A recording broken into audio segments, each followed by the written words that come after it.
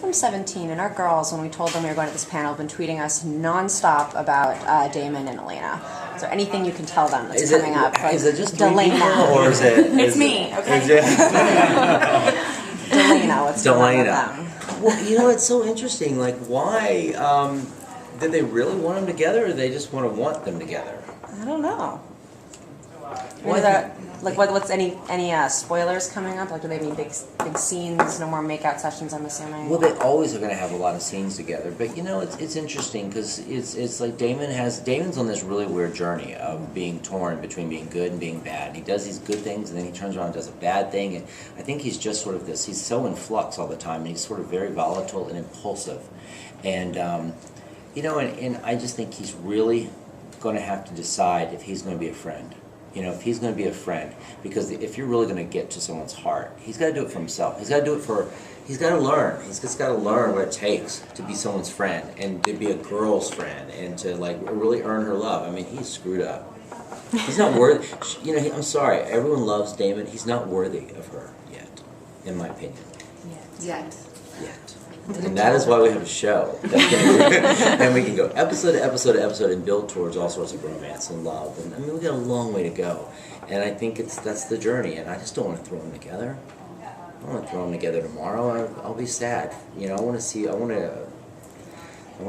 kiss. I want to see the sweaty palms. I want to see it all go down. Speaking of love, so how's Matt taking the breakup with Caroline? Yeah, Matt. I think it's probably pretty rough, but I mean, at this point, I think Matt might be a bit numb to things like that. He's used to losing people he loves. So. No, I mean, seriously, it's probably just.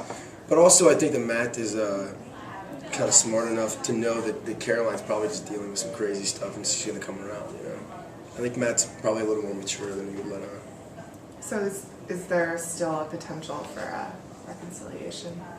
Oh, definitely. That's a knowing smile. Well, I think the fun of it. Kevin's trying to be all coy. I think the fun of their relationship is, you know, is it's going to be tragic, you know, and I think Matt is he's such a stand-up guy, you know, and he's going to let her deal with her own stuff, just like he said, you know, and then, you know, but I think ultimately he also hides everything, keeps it all inside because he is a man and he's used to being the caretaker. He's used to being there for his sister and his mother, and he's making his own way through the world. And I think he probably keeps it all in. It'll be interesting to see when he finally, you know, because every now and then you watch him, he'll crawl through a window and just express himself.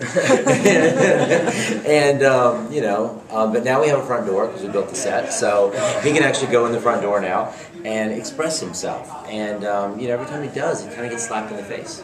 And so, you know, maybe we'll see what happens. But yeah, there's a long story here, and it gets really juicy. Are there plans to let him into like the world, the vampire? I think Is that eventually gonna he's going to he'll get highly suspicious of everything going on around him, and it'll be interesting to watch whether or not someone's going to come clean to him or not, and it might not be who you expect. You know what I mean? It's going to be interesting. But that's. Yeah, we've got lots of time. We got a lot of story. Next couple episodes. There's tons that we can't tell you at all. Yeah, it's one of these shows. Ask us anything because we can tell you nothing. Well, the answer is usually yes. The possibilities are endless on a show with vampires, witches, and werewolves. So. He dies next week. Actually, speaking of next He just dies. They all die. Like Damon and Elena die. Spoiler alert. Spoiler alert. You know that's going to hit the web as fact, right? Damon, Stefan, and Elena. Tweet it now. We have a whole new cast of characters coming in next week. Last season there was a little bit of a tease with Stefan and Matt kind of becoming friends. Are we going to see them become friends this season? Who? Stefan. Matt and Steven? Stefan and Matt. Stefan and Matt? Yeah. You know, in the books, I remember in the books... Your characters on your show? I'm sorry, I was talking to the voices in my head. They have different names. Stefan and Matt. Yes. They do. You know, the thing is not in the near future. We don't have any like really big focused episodes with them together. But the idea is, I think they have sort of a Stefan. You know, Stefan's a nice guy. Got too many issues from Matt. Matt does not have the time to listen to all that. You know, it's like just be a man already. Come on. You know, I don't think Matt can put up with that. So. Yeah, and then no, but I do think though they're both good. They're both good guys, people, and they have good moral compasses. And I think though they have a mutual respect for each other. Yes. And I think you also recognize the protector in Stefan. And so you know Elena, he'll do anything. But yeah, my character's gonna stand beside anyone that's really gonna truly love and protect Elena. That's all I really care about. Matt cares about. As the show goes on, do you see the introduction of more supernatural things be a gradual process, like a very slow process of saying, okay, we've got witches, werewolves, and vampires, but do you see this as a show that will expand that scope, that the supernatural world will continue to widen as it goes on? Yeah, I think one of the interesting things about like what we're doing this year is we're sort of telling the werewolf story and more of the vampire mythology, and we actually go back in time and we sort of learn Catherine and sort of what her damage is and what happened way back when that has sort of sort of foretold the future, the destiny of what's happening, and also what is this Mystic Falls place? Why is it this sort of hotbed of supernatural activity?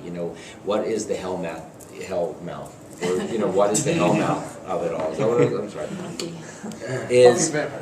Yes. I think there's this, in the book there was sort of like, they had this sort of mythology of all this blood was shed in this town during the Civil War or something, and wherever there was all this bloodshed, it created sort of this attraction, and all the little things that go bump in the night, like the vampires and werewolves and witches, were drawn to it because all this blood was spilled. And so we sort of have I have another mythology that expands on that as to why Mystic Falls ultimately becomes one of these little places that sort of draws all this stuff to it. But I think that's going to be much later. Not this year. I mean, that's the beauty of, sooner or later, it can't keep having all this stuff happen in Mystic Falls without it being a reason behind it. And that'll be the third season. Well, speaking of small towns that draw vampires, we also run the biggest True Blood fan site. And now that we're on hiatus, we're trying to encourage our fans to come watch Vampire Diaries. So what would you tell them to tune, why should they tune into the Vampire Diaries? Because I watched their show. Yeah. It's fun. True Blood is, we're totally different from True Blood. We are sort of more of we're in between like the Twilight and the True Blood. I think True Blood is sort of more provocative. They go like that crazy place, and we stay a little more grounded, and we tell more of a serialized show. But I think for a CW show, we do everything we can not to be a CW show, and to sort of be our own world and our own voice, and not there's anything wrong with being a CW show, but we're trying to we're just trying to be the Vampire Diaries. We're just trying to tell our story, and we have our own look, and we have our own vibe. And I think if you like True Blood, you should give us a shot. Yes. You may like the storytelling, because it's a storytelling. It's all about storytelling. It could be a nice vacation. And him. Yeah. And some pretty people. All right. Thank you. Yeah. I love True Blood. Thank you. Thank you.